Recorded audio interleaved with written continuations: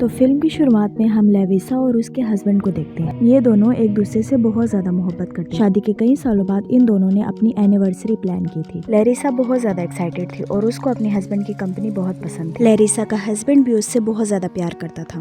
یہ لوگ فلائٹ میں بیٹھ جاتے ہیں اور یہاں پہ ہمیں لیریسا کی ایک عجیب عادت پتہ لگتی ہے۔ لیریسا کو بیلٹ باندھنے کا فوبیا تھا۔ وہ کار یا پلین میں بیلٹ نہیں لگاتی ہوتی تھی اور آج بھی اس نے بیلٹ نہیں لگائی۔ پہلے تو پلین بہت اسموتھلی اڑا، سفر بھی بالکل ٹھیک تھا اور موسم بھی بہت پیارا تھا، لیکن یہ نہیں جانتے تھے کہ آگے ان کے ساتھ کیا ہونے والا ہے۔ سفر کے دوران یہ پلین بہت بری طرح ہلا، سب لوگ بری طرح گھبرا گئے۔ لیریسا نے بھی نیند سے اٹھ کے باہر دیکھا تو ایک جیٹ پلین ان کے جہاز سے ٹکرانے لگا تھا۔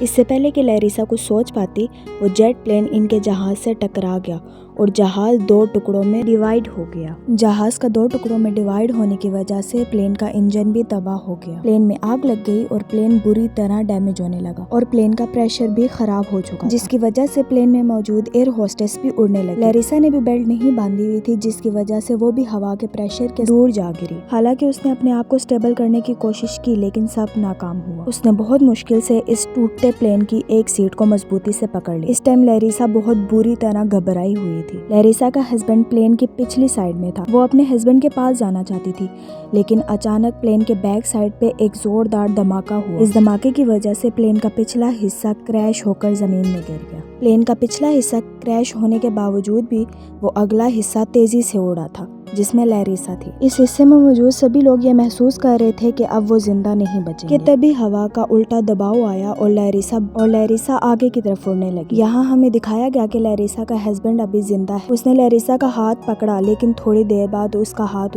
لیریسا کے ہاتھ سے چھوٹ گیا، کہ تبھی پلین کا وہ حصہ بھی نیچے گر کر کریش ہو گیا، اور جبکہ جس پارٹ میں لیریسا تھی وہ پارٹ ابھی بھی ہوا میں تھا۔ ابھی بھی اس کے دماغ میں اس کا ہسبینڈ تھا اور وہ اس سے ملنا چاہتی تھی، اور پھر پلین کا وہ حصہ بھی نیچے گر کر کریش ہو گیا۔ سین کٹ ہو کے ہمیں کچھ دیر بعد دکھائے گا، جس میں لیریسا جنگل کے بیچ میں اکیلی تھی۔ پلین بری طرح کریش ہو گیا تھا۔ پوری طرح ہوش میں آنے کے بعد اسے یاد آیا کہ اس کے ساتھ بہت برا حادثہ ہوا ہے۔ یہ سب چیزیں یاد کرتے ہی اسے اپنی ٹانگ میں بہت برا درد ہونے لگا، اور جب اس نے نیچے دیکھا تو اس کی ٹانگ پہ ایک بہت بڑا لوہے کا ٹکڑا اس کی ٹانگ کے اندر گھس چکا تھا، اور یہ سچ میں بہت کریپی سین ہے۔ لیریسا کو بھی پتا ہے کہ وہ اس حالت میں چل نہیں سکتی۔ وہ پھر دونوں ہاتھوں سے روڈ کو پکڑ کر اپنی ٹانگ سے باہر نکالنے لگتی، جبکہ اس کی چیخوں سے یہ پورا جنگل گونج رہا تھا۔ لیریسا کو بہت زیادہ تکلیف ہو رہی تھی، اس کی ٹانگ سے خون نکلنے لگا، اور اس نے پھر اپنی اسکرٹ پھاڑی اور اپنی ٹانگ پہ پٹی کر دی۔ پھر وہ آگے بڑھی کہ تبھی اس کو اپنے پیچھے ایک سایہ محسوس ہوا۔ جب اس نے آگے جا کے دیکھا تو وہ ایک لڑکی تھی، جس کو دیکھ کے لیریسا بہت زیادہ خوش ہوئی۔ جیسے ہی اس نے پاس جا کے اس لڑکی کو چھوا تو وہ لڑکی مر چکی۔ لیریسا کی ساری امیدیں ٹوٹ چکی تھی اور وہ بری طرح رونے لگی اور ادھر ہی بے ہوش ہو گئی۔ اب ہمیں رشین جنرل کو دکھایا گیا، جن کو 2 پلین کریش ہونے کی خبر مل چکی تھی، اور انہوں نے اس کے آپریشن کو بھی سٹارٹ کروا دیا ہے۔ جنگل میں ریسکیو کرنے کے لیے بہت سارے لوگ پہنچ چکے ہیں، لیکن کوئی بھی ابھی تک لیریسا تک نہیں پہنچا۔ یہاں پہ ہمیں دکھایا گیا کہ لیریسا کو مچھر کاٹنے کی وجہ سے ہوش آیا تھا،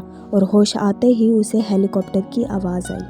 ہیلی کاپٹر کی آواز سنتے ہی وہ سمجھ گئی کہ ریسکیو ٹیم آپریشن کے لیے پہنچ چکی ہے۔ بچنے کی امید میں وہ اسی ڈائریکشن میں چلنے لگی جہاں پہ ہیلی کاپٹر کی آواز آ رہی تھی۔ خوش قسمتی سے وہ جنگل کے درمیان ایک میدانی علاقے میں پہنچ گئی۔ وہ ایک اسٹاف کو ہلاتے ہوئے اس ہیلی کاپٹر کو اشارے کرنے لگی، لیکن بدقسمتی سے وہ پائلٹ اسے نہ دیکھ سکے اور وہاں سے آگے نکل گئے۔ اس نے ہار نہیں مانی اور وہ دوبارہ سے ہیلی کاپٹر کی ڈائریکشن میں چلنے لگی۔ ٹانگ کے زخمی ہونے کی وجہ سے اس کا چلنا اتنا مشکل تھا کہ کوئی سوچ بھی نہیں سکتا تھا۔ کمزوری کی وجہ سے لیریسا کا برا حال تھا۔ اسے رستے میں ٹیڈی ملا اور ٹیڈی بھی اسے کسی خزانے کی طرح لگ رہا تھا، اور یہ کیوں، یہ ہمیں آگے پتہ لگے گا۔ اس نے ٹیڈی کا بیج اتارا اور اس میں سے ایک پن نکالنے لگی۔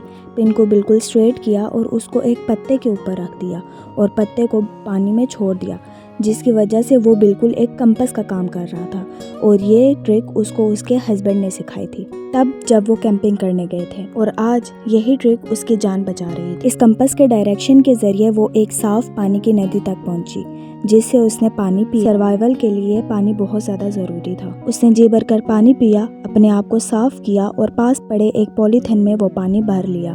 پانی بھرنے کے بعد وہ واپس اسی جگہ پہ گئی جہاں پہ اس کا پلین کریش ہوا تھا۔ یہاں اس نے مری ہوئی عورت کا کوٹ نکال کر پہنا، کیونکہ سردی بہت زیادہ تھی۔ پاس سے ایک چھڑی اٹھا کر اس پانی کو اس چھڑی پہ لگا کر اس چھڑی کے ذریعے آگے بڑھنے لگی۔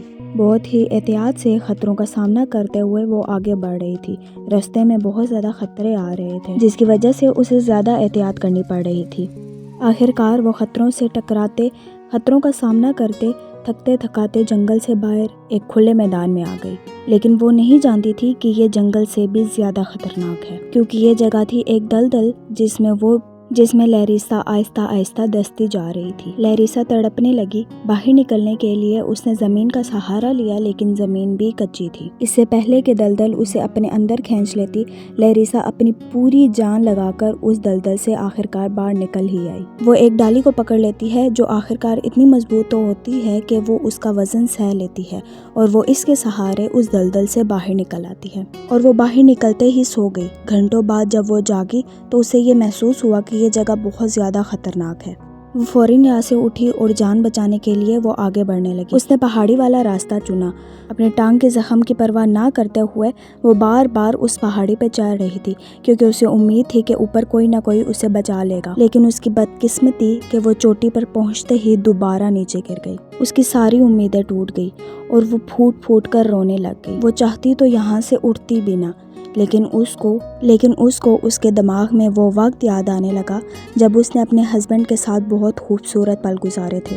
لیریسا کو وہ سب کچھ یاد آنے لگا، اور اس نے کبھی سوچا بھی نہیں تھا کہ آگے جا کے ان کے ساتھ کیا ہونے والا ہے۔ اس ٹرپ میں وہ اپنے ہسبینڈ سے بچھڑ جائے گی، یہ خیال آتے ہی اس نے اپنے ہسبینڈ کو ڈھونڈنے کا فیصلہ کیا۔ اس فیصلے نے اسے اتنی ہمت دے دی کہ وہ نہ صرف اٹھ گئی بلکہ اس پہاڑی کو بھی پار کر دیا۔ یہاں تھوڑی روشنی تھی، سکون تھا، اور اس نے سوچا کہ میں تھوڑی دیر یہاں آرام کر لیتی، لیکن یہ شاید اس کی قسمت میں تھا ہی نہیں، کیونکہ سامنے ہی ایک ٹائگریس بیٹھی ہوئی تھی۔ وہ بہت زیادہ بھوکی تھی۔ لیریسا نے سوچا کہ وہ اس کے سائڈ سے گزر جائے گی، لیکن اس کی بدقسمتی کہ اس کے جانے سے پہلے ہی ٹائگریس شیرنی نے اپنے شکار کو بھانپ لیا اور وہ اس کے پیچھے بھاگنے لگی۔ لیریسا بھی اپنی جان بچانے کے لیے تیزی سے بھاگنے لگی، جس کی وجہ سے اس کو اپنی ٹانگ میں شدید درد محسوس ہونے لگا۔ ٹانگ میں درد ہونے کی وجہ سے وہ بھاگ بھی نہیں پا رہی تھی، جبکہ شیرنی اپنی پوری طاقت سے بھاگ رہی تھی۔ جب اس کے اور ٹائگریس کے درمیان فاصلہ کم ہوا تو لیریسا کو لگا بس اب میں نہیں بچوں گی، کہ اچانک ایک گڈھا آ گیا جس میں لیریسا گر گئی، اور شیرنی اسے وہاں پہ ہی چھوڑ کر وہاں سے چلی گئی، کیونکہ شیرنی اس گڈھے کے اندر نہیں آ سکتی تھی۔ شیرنی کے جاتے ہی لیریسا اس گڈھے سے نکلی اور وہاں سے دوسری طرف چڑھائی کرنے لگی۔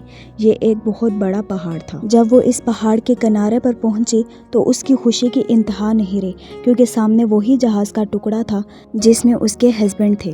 اپنے ہسبینڈ سے ملنے کی ایکسائٹمنٹ میں اس نے جلدی اس پہاڑی کو اترنا شروع کر دیا، لیکن سامنے ایک ٹھنڈے پانی کی ندی تھی۔ جب اس نے وہ ندی پار کرنے کی کوشش کی تو آہستہ آہستہ ندی کا پانی گہرا ہونے لگا، اور گہرے ہوتے ہی پانی کا بہاؤ اس کو اپنے ساتھ لے گیا، اور برفیلے پانی نے اس کا سارا خون جما دیا۔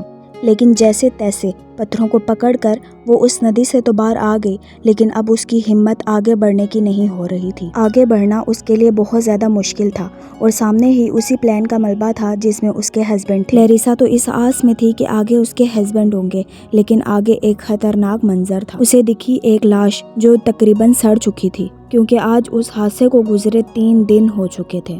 یہ پائلٹ کی لاش تھی۔ خیر، پائلٹ کے پاس ایک ایمرجنسی فلیئر گن تھی جس کی 2 بلٹس بھی تھی۔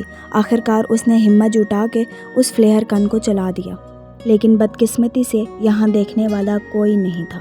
ہر چیز سنسان تھی، اور یہاں اس نے فیصلہ کیا کہ وہ دوسری بلٹ اونچائی پہ جا کر چلائے گی جہاں سے کسی کی دیکھنے کی اسے امید ہوگی۔ آگے بڑھتے ہوئے سفر میں اس کے پاؤں سے کچھ ٹکرایا، اور یہ اس کے ہسبینڈ کا بیگ تھا جس میں اس کے ہسبینڈ نے اس کے لیے بہت زیادہ اسکیچز بنائے ہوئے تھے۔ یہ دیکھ کے اس کو ایک امید جاگی کہ اس کے ہسبینڈ یہیں کہیں قریب ہیں۔ پہلے تو وہ ان اسکیچز کو دیکھتی رہی، لیکن پھر کچھ دیر بعد وہ اپنے ہسبینڈ کو ڈھونڈنے کے لیے نکل گئی، اور پھر فائنلی اس کو اس کے ہسبینڈ مل گئے۔ دور وہ ابھی بھی ایک پلین کے چیئر پہ بیٹھا ہوا، اسے گلے سے لگاتے ہی ایریسا کی آنکھوں میں آنسو آ گئے۔ اسے وہ سکون محسوس ہوا تھا جو 3 دن سے اس نے دیکھا بھی نہیں تھا۔ تیزی سے اس نے اپنے پاس سے ایک ویڈنگ رنگ نکالی اور اس کو اس کے ہاتھ میں پہنا دی۔ یہ دونوں ریلیکس ہو کر وہیں پر سو گئے، اور تھوڑی دیر بعد جب لیریسا کی آنکھ کھلی اور اسے پتہ چلا کہ یہ سب جو اس نے دیکھا تھا یہ اس کا خواب تھا، اور یہاں جو اس کے ہسبینڈ کی باڈی تھی وہ دراصل ایک ڈیڈ باڈی تھی۔ یہ احساس ہوتے ہی وہ اتنا زور سے روئی اور چلائی کہ پورا جنگل اس کی چیخوں سے گونج گیا۔ اس کا رونا پیٹنا کسی کو سنائی نہیں دے رہا تھا۔ تھوڑی دیر بعد ہم لوگ دیکھتے ہیں کہ ہیلی کاپٹر بھی اسی ندی کے پاس اتر چکا ہے جس کے پاس لیریسا تھی۔ ہیلی کاپٹر کی آوازیں بھی لیریسا کو آ گئی تھی اور اس نے ہمت جٹا کر اس پہاڑی کے اوپر چڑھنا شروع کر دیا تاکہ وہ اونچائی پر پہنچ کر فلیئر گن چلا سکے۔ اس نے فلیئر گن چلا تو دی لیکن وہ خود نڈال ہو گئی۔ ریسکیو ٹیم نے اسے جلدی سے ریسکیو کیا۔ 3 دن سے اس نے نہ تو کچھ کھایا تھا اور اس کے ساتھ حادثہ بھی بہت برا ہوا تھا۔ اچھی بات تو یہ تھی کہ ریسکیو ٹیم نے اس کا سگنل بھی دیکھ لیا تھا اور جلدی سے اس کے پاس پہنچ گئے تھے۔ لیریسا کی حالت بہت زیادہ بری تھی اور انہیں ابھی تک ایک ہی زندہ عورت ملی تھی۔